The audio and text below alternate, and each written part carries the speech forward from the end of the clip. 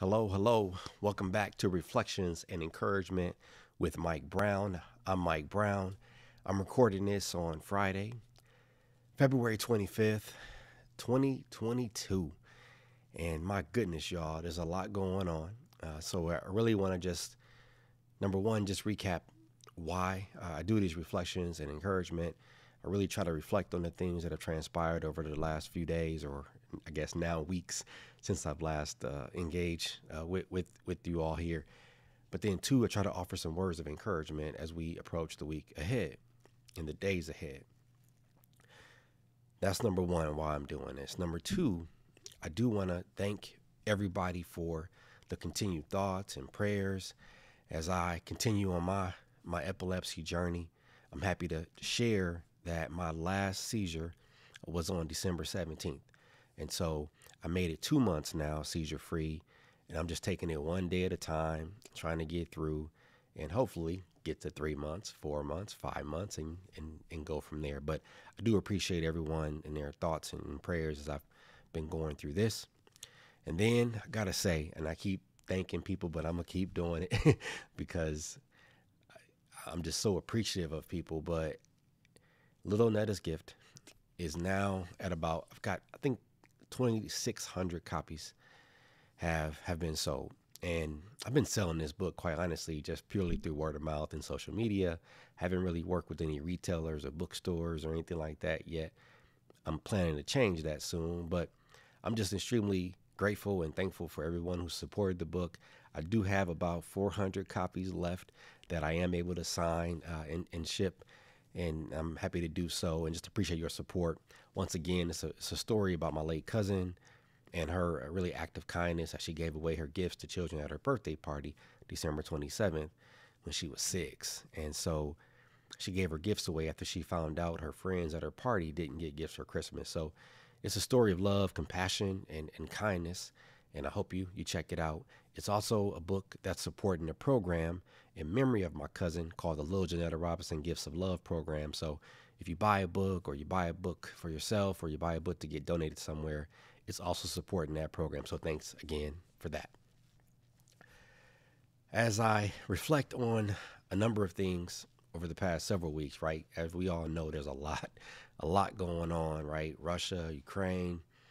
There's a number of, there's a lot happening right now, is all I'll say. But the one thing I'll also say, and one thing that's been on my mind over these past few weeks is this concept of checking in. One of the things that has continually helped me on my personal journey through a number of different challenges, daily, weekly, monthly, etc. All that I'm going through is the kindness when people check in. There's been a number of people who have checked in with me. Random calls I'll just get. Some of my guys just saying, "Hey man, checking in on you, seeing what's going on," and it means the world. I'm telling y'all. So I I had an uncle.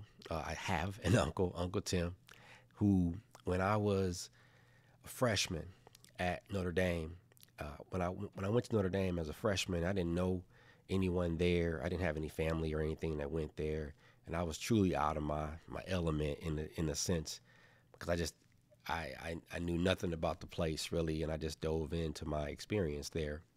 Well, my freshman year, my Uncle Tim is part of my village, right? So I grew up with a family where we're talking about 8 of us in the same house. It was my grandmother, my 2 aunts, my mom, my 2 sisters, and my 2 little cousins. So we all grew up and lived together.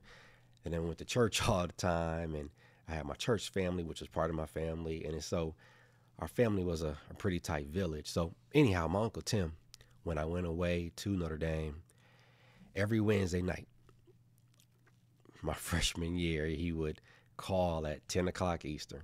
And it didn't matter what was going on. It didn't matter what the weather was in Milwaukee, where he was, or where I was, or what was going on in South Bend.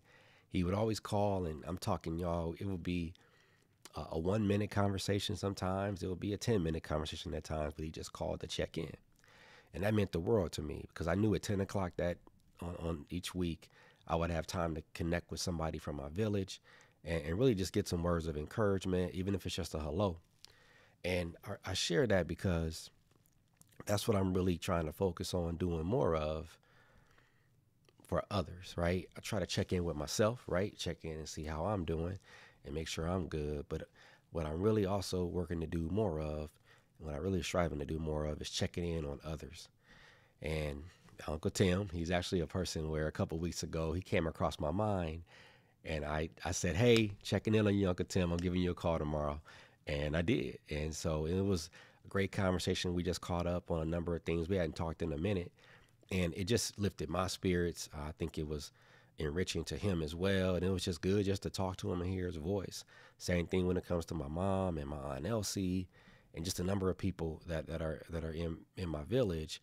I like to just check in, and I appreciate it when people check in with me too. So that's really my encouragement for you all as we approach these crazy, crazy times ahead. There's so much going on.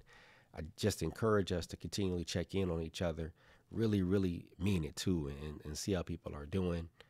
And you just never know. It might be something that lifts your spirits, and of course lifts theirs, as we're all going through so many different things. So that check in might be something that changes somebody's life. So you never really know. Anyhow, thanks for tuning in, for watching or listening, and I hope you have a great rest of your week or weekend, days ahead. Enjoy. All right. God bless.